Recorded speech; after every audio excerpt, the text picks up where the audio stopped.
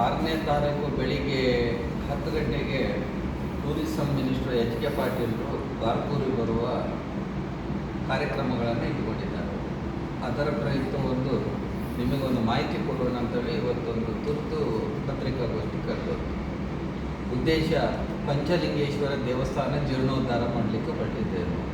ಅಲ್ಲಿ ಬಾರ್ಕೂರಲ್ಲಿ ಭಾಳಷ್ಟು ಕೆರೆಗಳಿದ್ದು ಈ ದೇವಸ್ಥಾನ ಸಂಬಂಧಪಟ್ಟಂಥ ಕೆರೆ ಹಾಗೂ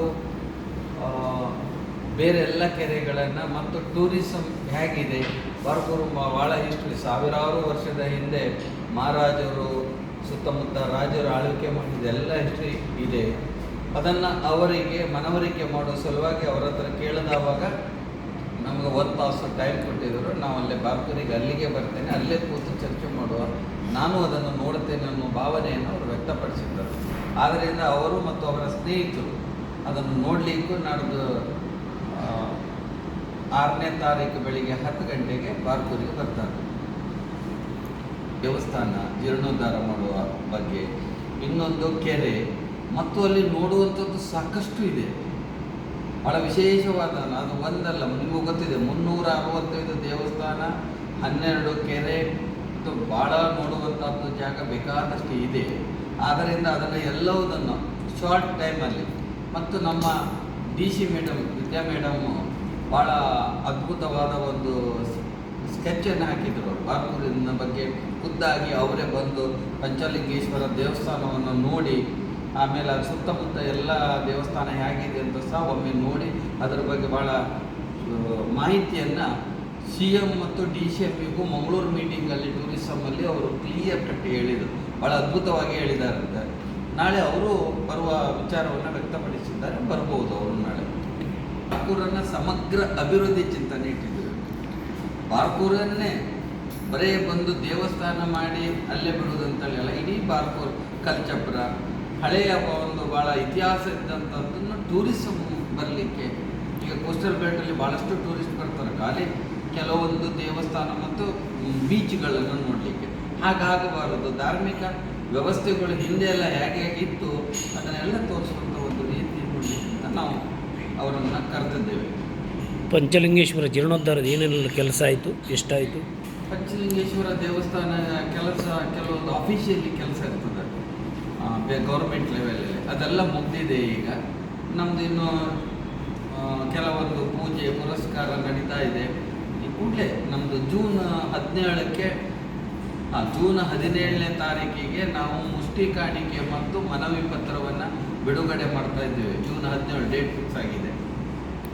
ಈಗ ಅಧಿಕ ಮಾಸ ಇರೋದಕ್ಕೋಸ್ಕರ ನಾವು ಮುಂದಾಕಿ ಜೂನ್ 17 ಒಳ್ಳೆಯ ದಿವಸ ಇದೆ. ಆ ದಿವಸ ನಾವು ಮುಷ್ಟಿ ಕಾಣಿಕೆ ಮತ್ತು ಆ ದಿನ ನಮ್ಮ ಒಂದು ಗುಡಿಯನ್ನು ಕಲಾ ಸಂಕೋಚ ಮಾಡ್ತೇವೆ.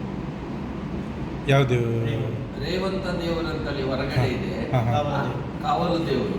ಅದನ್ನು ಮೊದಲು ಮಾಡಬೇಕಂತ ನಮ್ಮ ಅಷ್ಟಮಂಗಲದಲ್ಲಿ ಬಂದಿದೆ. ಹಾಗಾಗಿ ನಾವು 17ನೇ ತಾರೀಕು ದಿವಸ ನಾವು ಅದು ಕಲಾ ಸಂಕೋಚ ಮಾಡ್ತೇವೆ. ಬಿಡಬಾರದು, ಅದನ್ನು ನಾವು ಫಲಫಲಿ ಇರಬೇಕು. ನಮ್ಮ ಊರಿನವರು ನಮ್ಮಲ್ಲೆಲ್ಲ ಕೆಲವೊಂದು ವ್ಯವಸ್ಥೆಗಳು ಹೇಗೆ ಕೇಳಿದರೆ ಅದನ್ನು ಕಂಟಿನ್ಯೂಸ್ ಮಾಡ್ಕೊಂಡು ಹೋಗ್ಲಿಕ್ಕೆ ಒಂದು ಬದ್ಧವಾದ ಒಂದು ಟೀಮ್ ವರ್ಕ್ ಬೇಕಾಗ್ತದೆ. ಒಂದು ಸರ್ತಿ ನಾವು ಬಂದು ಮಾಡಿ ಬಿಟ್ಟು ಹೋದರೆ ಹಾಗೆ ಮತ್ತದು ಹೋಗಿಬಿಡ್ತದೆ. ನಾವು ದೇವಸ್ಥಾನವನ್ನು ಹೇಗೆ ಜೀರ್ಣೋದ್ಧಾರ ಮಾಡಲಿಕ್ಕೆ ಹೋಗ್ತೇವೆ, ಇಂಥದ್ದೇ ಆಗುತ್ತೆ. ಆ ದೇವಸ್ಥಾನವನ್ನು ನೀಟಾಗಿ ಇಟ್ಕೊಂಡ್ರೆ ಅದು ಕಂಟಿನ್ಯೂಸ್ ಇರ್ತದೆ. ದೇವಸ್ಥಾನ ಇದೆಯಲ್ಲ, ಈಗ ದೇವಸ್ಥಾನ ಜೀರ್ಣೋದ್ಧಾರ ಬ್ರಹ್ಮಕಲಶ ಅಂತೇಳಿ ದೇವಸ್ಥಾನದ ಮೂಲ ಸ್ವರೂಪವನ್ನು ಹಾಳು ಮಾಡುವಂಥದ್ದು ನಡೆದಿದೆ. ಬಟ್ ಇಲ್ಲಿ ಬಾರ್ಕೂರಿನಲ್ಲಿ ಸ್ಪೆಷಲಿ ಸುಗ್ಗಿ ಸುಧಾಕರ್ ಶೆಟ್ಟರ ನೇತೃತ್ವದಲ್ಲಿ ಅದರ ಪಾರಂಪರಿಕ ವಿನ್ಯಾಸವನ್ನು ಉಳಿಸ್ಕೊಂಡು, ಅಂದರೆ ಅದು ಹೆರಿಟೇಜ್ ಸ್ಟ್ರಕ್ಚರ್ ಇದೆ ಬಾರ್ಕೂರು, ಹಿಸ್ಟಾರಿಕಲ್ ಪ್ಲೇಸ್ ಅಲ್ವಾ, ಅದನ್ನು ಡೆವಲಪ್ ಮಾಡೋದು ಪುನರುತ್ಥಾನದ ರೀತಿ. ಒಟ್ಟು ಟೋಟಲ್ ಈಗ ಆ ಹಿಂದೆ ಜೀರ್ಣೋದ್ಧಾರದ ಹೆಸರಲ್ಲಿ ಸ್ವಲ್ಪ ಬೇರೆ ಕನ್ಸ್ಟ್ರಕ್ಷನ್ ಮಾಡಿದ್ರು, ಅದನ್ನು ಕೂಡ ರಿಮೂವ್ ಮಾಡಿ ಮೂಲ ಬಾರ್ಕೂರು ಪಂಚಲಿಂಗೇಶ್ವರ ಅಂತ ಹೇಳಿದರೆ ಇಡೀ ಬಾರ್ಕೂರಿನ ಪಟ್ಟದ ದೇವರಿಗೆ ಪಂಚಲಿಂಗೇಶ್ವರ. ಆ ಮೂಲ ದೇವಸ್ಥಾನ ಅದರ ಏನು ಆಗಮಶಾಸ್ತ್ರದ ಅನುಗುಣವಾಗಿ ಹೇಗಿತ್ತು ಆ ಸ್ವರೂಪವನ್ನು ಮತ್ತೆ ತಗೊಳ್ಬೋದು. ಗಜಪ್ರಷ್ಟಾಕಾರದ ವಿನ್ಯಾಸ ಇರ್ಬೋದು, ಎಲ್ಲವನ್ನು ಕೂಡ ಮತ್ತೆ ಪುನಃ ಮರುಸೃಷ್ಟಿ ಮಾಡುವ ಕಾನ್ಸೆಪ್ಟ್. ಹಾಗಾಗಿ ಭಾಳ ದೊಡ್ಡ ಬಜೆಟಿಗೆ ಹೋಗ್ಬೋದು. ಅದು ಇಂಪಾರ್ಟೆಂಟ್, ಅದನ್ನು ಮೆನ್ಷನ್ ಮಾಡ್ಕೊಂತ ನಮ್ಮ ರಿಕ್ವೆಸ್ಟ್. ಯಾಕಂದರೆ ಪಂಚಲಿಂಗೇಶ್ವರ ದೇವಸ್ಥಾನ ಕಾಲದಿಂದ ಕಾಲಕ್ಕೆ ಬೇರೆ ಬೇರೆ ಸ್ವರೂಪಕ್ಕೆ ತಗೊಂಡು ಹೋಗಿದ್ದಾರೆ. ಈ ಫ್ರಂಟಿಗೆ ಆ ತೀರ್ಥ ಮಂಟಪ ಇರ್ಬೋದು, ಅದು ಫ್ರಂಟ್ ಒಂದು ಎಲಿವೇಶನ್ ತಂದಿರ್ಬೋದು, ವಸ್ತು ಬಟ್ ಇವ್ರ ಕಾನ್ಸೆಪ್ಟಲ್ಲಿ ಏನಿದೆ ಅಂತ ಹೇಳಿದರೆ ಅದು ಮೊದಲು ಹೇಗಿತ್ತು, ಹಿಸ್ಟಾರಿಕಲ್ ಆಗಿ ಹೇಗಿತ್ತು, ಅದಕ್ಕೆ ಪುನಃ ಮಾಡೋದು. ಅಂದರೆ ಮೂಲ ಸ್ವರೂಪದ ಬಗ್ಗೆ ನಿಮಗೆ ಐಡಿಯಾ ಇತ್ತು ಇದೆ, ಈಗ ಇದೆಯಲ್ಲ ಮೂಲ ಸ್ವರೂಪ ಏನಿದೆ ಈಗ ಅದನ್ನು ರಿಮೂವ್ ಮಾಡಿ ಪುನಃ ರೀಕನ್ಸ್ಟ್ರಕ್ಟ್ ಮಾಡ್ತಾರೆ. ಈ ಗಜಪೃಷ್ಠಾಕಾರ ತೆಗೆದು ಬೇರೆ ಇನ್ಯಾವುದೋ ಒಂದು ದ್ರಾವಿಡ ಶೈಲಿಗೆ ಹೋಗೋದು ಅಥವಾ ನಾಗರ ಶೈಲಿಗೆ ಹೋಗೋದು ಅಂತೇಳಿ ಮಾಡಲ್ಲ. ಆ್ಯಸ್ ಇಟ್ ಈಸ್ ಅದರ ಸ್ವರೂಪ ಉಳಿಸ್ಕೊಂಡು ಅಲ್ಲಿನ ಬದಲಾವಣೆಗಳನ್ನು ಮಾಡೋದು. ಪೂರ್ತಿ ಜೀರ್ಣೋದ್ಧಾರ ಆಗಿಲ್ಲ ಅಂತ ಹೇಳಿದ್ರೆ ಅದು ಸಂಪೂರ್ಣ ಇದಾಗ್ತದೆ, ಅದು ನಾಶ ಆಗ್ತದೆ. ಆ ಥರ ಇದೆ. ಅಲ್ಲಿಗೆ 365 ದೇವಸ್ಥಾನ ಅದರ ಆಡಳಿತದಲ್ಲಿ ಬರುವಂಥದ್ದು. ದೇವಸ್ಥಾನ ಎಲ್ಲ ಇದೆ. ಒಂದೊಂದು ಪರಿಸರ, ಒಬ್ಬೊಬ್ಬರು ಒಂದೊಂದು ದೇವಸ್ಥಾನ ಮಾಡಿ ಒಂದೊಂದು ಊರಿಗೆ ಹೆಸರು ಇಟ್ಟು ಅದು ಸ್ವಲ್ಪ ಪರಿವರ್ತನೆ ಆಗಿದೆ. ಬಿಟ್ಟರೆ ದೇವಸ್ಥಾನ ಇದೆ, ಆಡಳಿತದಲ್ಲಿ ಇದೆ ದೇವಸ್ಥಾನ. ಮೆಕ್ಕಿಕಟ್ಟು ಮೈಸೂರು ಒಡೆಯರಿಗೆ ಪಟ್ಟದ ದೇವರು ಚಾಮುಂಡೇಶ್ವರಿ ಅಂತ ಇದೆ, ಅಳುಪರಿಗೆ ಪಟ್ಟದ ದೇವರು ಪಂಚಲಿಂಗೇಶ್ವರ, ಈ ಅರಸ ದೈವ ಇದೆ. ರೇವಂತ ಅಂತ ಹೇಳಿದರೆ ರಾಜನ ದೈವ ಅಂತ. ಅದಕ್ಕೆ ಹಿಂದೆ ಒಂದು ನೀವು ಹೇಳಿದ ಕಲಾ ಸಂಕುಚನ ಮಾಡೋದಿಲ್ಲ ಅಂದರೆ ಆ ದೇವಸ್ಥಾನದ ಸಂರಚನೆಯಲ್ಲಿರುವಂಥ ದೈವಗಳು ಅವೆಲ್ಲವೂ ಕೂಡ ನಿಮಗೆ ಸಾವಿರಾರು ವರ್ಷದ ಹಿಂದಿನ. ನಿಮಗೆ ಇಂಗುಲಾದೇವಿಯ ಬಂಧದಲ್ಲಿರುವ ಇಂಗುಲಾದೇವಿಯದ್ದು ಕೂಡ ಇಲ್ಲಿದೆ, ಬಾರ್ಕೂರಿನಲ್ಲಿ.